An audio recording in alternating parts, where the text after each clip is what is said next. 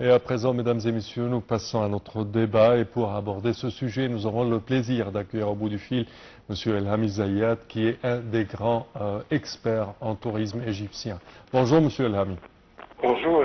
Alors, premièrement, quand on parle de cette exposition Forever is Now, quelle est l'origine de l'idée de cette exposition et quelle est son importance?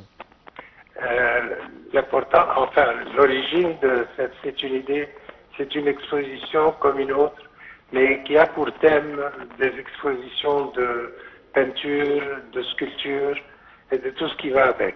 Oui. Le thème même, je ne sais pas d'où il vient, mais c'est un thème très intéressant, Oui. parce qu'il y a beaucoup de points d'interrogation. Donc ça peut attirer l'attention de tout le monde pour essayer de comprendre ce que le thème veut dire. Bon, par ailleurs, l'exposition vient à temps parce que c'est le début de la saison touristique. Nous savons que ça commence en octobre et il y a assez d'arrivées touristiques actuellement. Oui. Est-ce que c'est assez propagé? Je ne pense pas, parce qu'il faut faire un peu plus d'efforts pour envoyer partout dans le monde l'idée de cette exposition. Ça. Et le fait, ce qui est intéressant, c'est que maintenant, il y a 4 nouveaux pays qui vont exposer, dont la Corée et l'Inde. Et ça, c'est très important et c'est très intéressant, parce que ça va permettre d'avoir plus à l'avenir de gens qui vont arriver. Maintenant, il faut faire beaucoup de relations publiques avec les ambassades. Parce que c'est les ambassades en Égypte qui ont des expatriés et aussi les compagnies de pétrole et les compagnies étrangères, comme les compagnies, les laboratoires médicaux, etc. Parce qu'eux ont des expatriés et c'est eux qui vont porter de bouche à oreille l'idée qu'il y a une exposition en Égypte. Certainement. Mais il faut faire un agenda.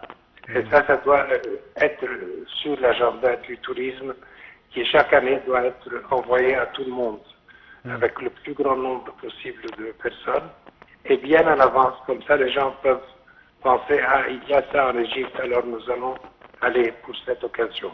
Parfait. Parfait. Oui. Également, si vous pouvez nous citer les participants à cet événement en tant que participants à cette exposition. Ce sont des individuels pour le moment.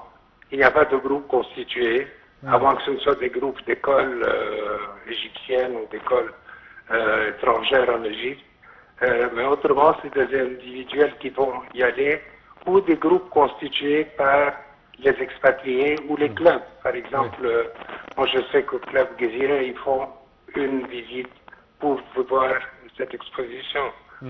Mais il faut aussi, c'est une autre idée, c'est de mettre un tableau dans tous les clubs comme le Gezira, comme le club de chasse, etc., en disant qu'il y a une exposition actuellement de telle chose, telle chose. Je pense que les clubs vont faire ça gratuitement.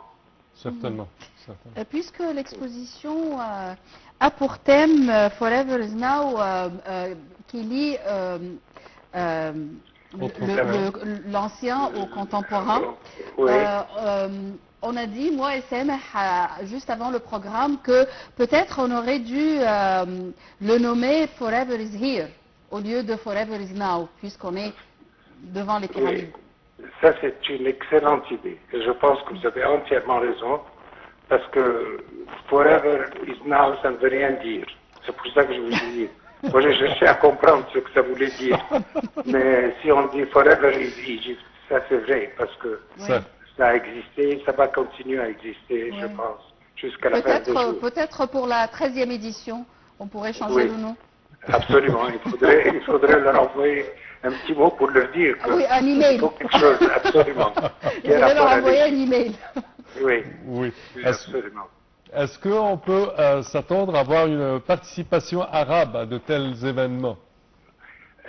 Pour le moment, je doute encore. Il n'y a que quelques pays arabes qui seraient intéressés par une exposition de peinture, mais par contre, on pourrait avoir des artistes des pays arabes qui vont exposer.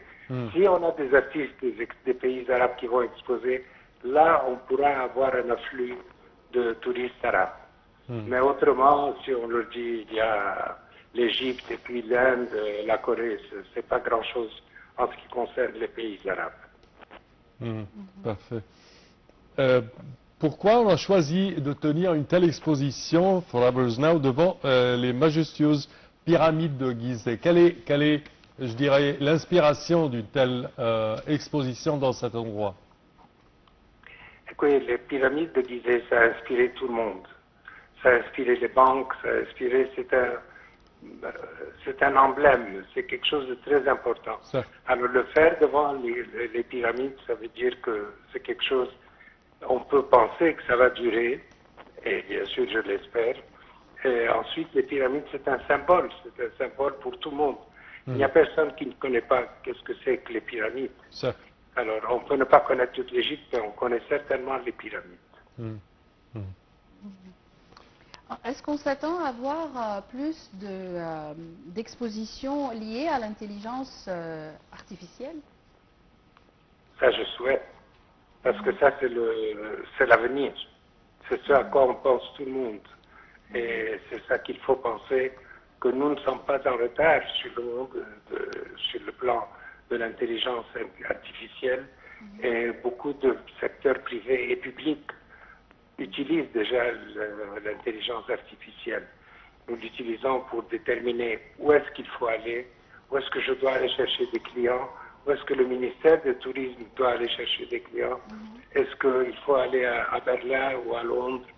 Tout ça, c'est très important. Où est la présence du ministre est plus importante, à Londres ou à Berlin ou à Milan.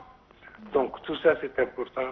L'intelligence artificielle, c'est pour demain, mais c'est déjà pour aujourd'hui. Donc il faut y penser très très sérieusement. Mais vous ne pensez pas que toute chose artificielle, ça perd un peu l'âme artistique ou le goût artistique de la chose? Oui. C'est pas comme si on voit une statue ou une œuvre devant nous. À ce point de vue, oui. À ce point de vue, oui. Mais tout le monde veut avoir une idée de ce que, et rêver de ce que peut être l'avenir aussi, sur le plan artistique. Parce que aujourd'hui, nous avons connu le 7e art qui est le cinéma. Peut-être demain, il y aura le 8e art et le 9e art. Et ce sera certainement relié à l'intelligence artificielle. Oui. Donc il faut y penser. Est-ce qu'on peut s'attendre à une exposition cinématographique dans cet endroit, sur la pyramide certainement? Sur la pyramide, non, la projection ne peut pas être sur la pyramide. Non, non, pas une projection. Oui. Oui, une exposition d'une telle, avec de telles salles, clos, juste devant le plateau des pyramides, pour relater l'histoire des pyramides et l'histoire des expéditions découvrant les secrets des pyramides, par exemple. Ça c'est un, mais même si on n'a pas beaucoup de matière là-dessus, on peut exposer aussi ce qu'on appelle un cinéma club. Dans le temps, au cinéma métro, tous les vendredis, entre 1h et 3h de l'après-midi, il y avait ce qu'on appelait un cinéma club. Ils montraient les meilleurs films. Là, ça pourrait intéresser tout le monde parce qu'ils montrent les films qui sont vraiment les grands classiques. Je me rappelle les 7 samouraïs, par exemple. C'est un film japonais qui était fantastique. Film emblématique de Akira Kurosawa. Exactement. Alors, si on peut faire ça aussi, ça va attirer beaucoup de monde. Et surtout, même... Très bonne idée, je dirais. Oui. Parfait. Monsieur El Hamizayat, c'est toujours un plaisir de vous recevoir dans Bonjour l'Égypte. Merci pour vos explications. Merci à vous. Je répète que vous êtes un des grands experts du tourisme égyptien. Chers téléspectateurs, malheureusement, notre temps arrive à bout. Au terme de cette édition, je tiens à vous remercier d'avoir été des nôtres et je tiens également à remercier ma collègue Yara. Merci Sam, merci pour toute l'équipe de tous les vendredis. Merci à vous et à la prochaine.